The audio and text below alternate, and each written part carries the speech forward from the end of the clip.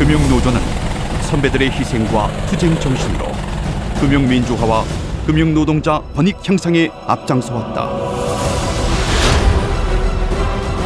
노동자가 주인되는 세상과 한국 금융산업 발전을 위해 쉼없이 달려온 금융노조의 지난 발자취를 조명해본다.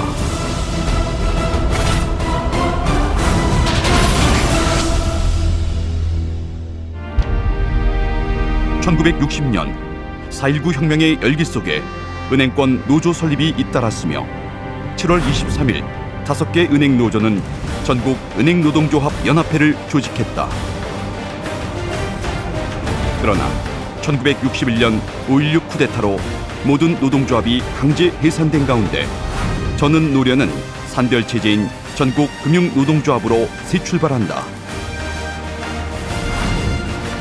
개발 독재 시대였던 6, 70년대 금융노조는 금융노동자의 노동조건 개선과 금융민주화에 매진했다.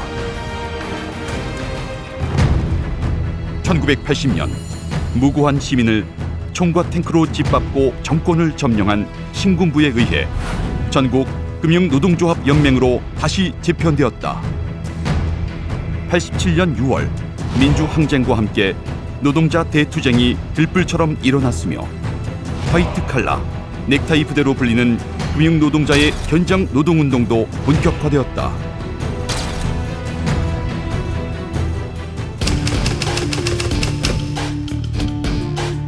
(1997년 12월) 한국 사회를 숨두리째 바꾼 IMF 외환 위기는 금융노동자에게 일방적인 희생을 강요한다. 진짜 똘똘 뭉쳐가지고 좋은 은행으로 진짜 다시 살렸으면 여러분한테 부탁드리고 싶습니다. 2000년 3월 3일 국내 최대 산별인 전국 금융산업 노동조합이 출범한 가운데 금융노동자는 정부의 강제적 은행 구조 조정에 총파업 투쟁으로 저항했다. 금융노동자를 전체 정부함을 사랑한다.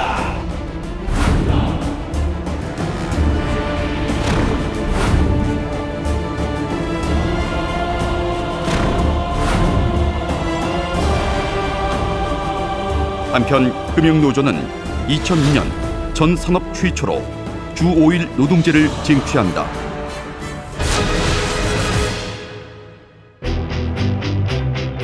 금융노조는 MB 정권의 메가뱅크 야욕을 3차례 모두 저지했으며 20% 삭감된 신입직원 초임 원상 회복을 쟁취하는 등 이명박 정권의 관치 금융과 노동 탄압에 당당히 맞서 싸웠다.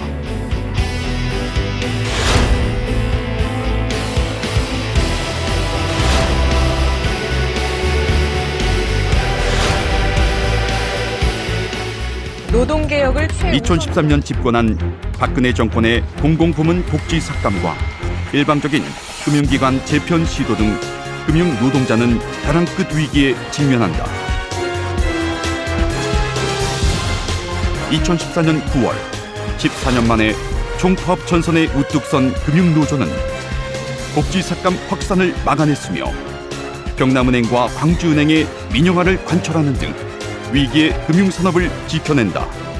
성과 중심의 임금 체계. 박근혜 정권은 쉬운 해고 도입을 위해 온갖 불법과 인권 유린도 서슴지 않았다. 투쟁의 깃발을 높이던 금융노조는 노동계의 최선봉에서 정권과 진검승부를 벌였다.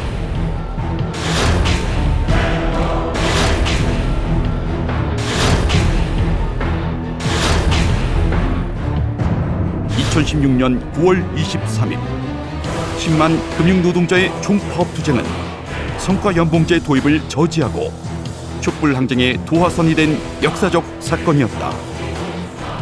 촛불 집회에 적극 결합한 금융노동자는 국정농단의 주범 박근혜 심판에 이어 노동탄압 정권 9년을 끝장내고 친노동 정권을 청출한다. 선사합니다. 복귀하라! 복귀하라!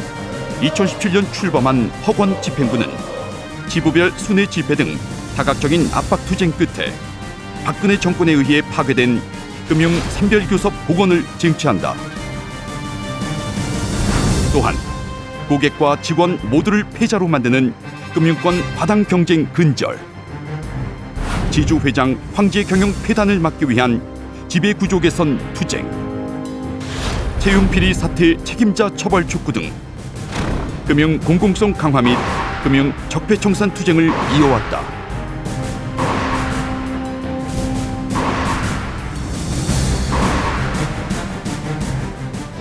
노동 존중 사회를 약속한 문재인 정부는 박근혜 정권의 성과 연봉제를 전면 폐기했으며 금융노조는 양대 노총 공공부문 공대위와 함께 공공상생연대기금을 조성하고 금융산업 사회공헌 공익재단을 설립해 양극화 해소 및 사회공헌을 강화했다. 문재인 정부 탄생으로 오랫동안 지속된 금융노조의 정치 세력화가 큰 결실을 맺은 가운데 지난 6.13 지방선거에서도 정책연대 등 적극적인 선거 투쟁으로 노동 존중 지역사회 건설과 친노동, 친금융 정치 지형 확대에 일조한다. 한편 금융노조는 2차 정규직 차별 철폐, 여성 노동자의 권리 쟁취 등 양성평등을 실천한 공로로 양성평등주간 기념식에서 대통령 표창을 수상했다. 지난 반세기 금융 공공성과 노동 기본권을 지키며 쉼없이 달려온 금융 노동자. 그러나 올해 삼별 교섭이 결렬되면서 또다시 큰 도전을 맞고 있다. 금융노조는 전쟁 같은 일터를 갈아엎고 금융산업의 미래를 바로 세우기 위해 절대 물러설 수 없다. 한국의 대표적인 산별노조인 금융노조는 10만 금융노동자와 함께 차별 없는 일터, 일하는 사람이 행복한 나라, 노동 존중 사회를 향해 전진 또 전진할 것이다.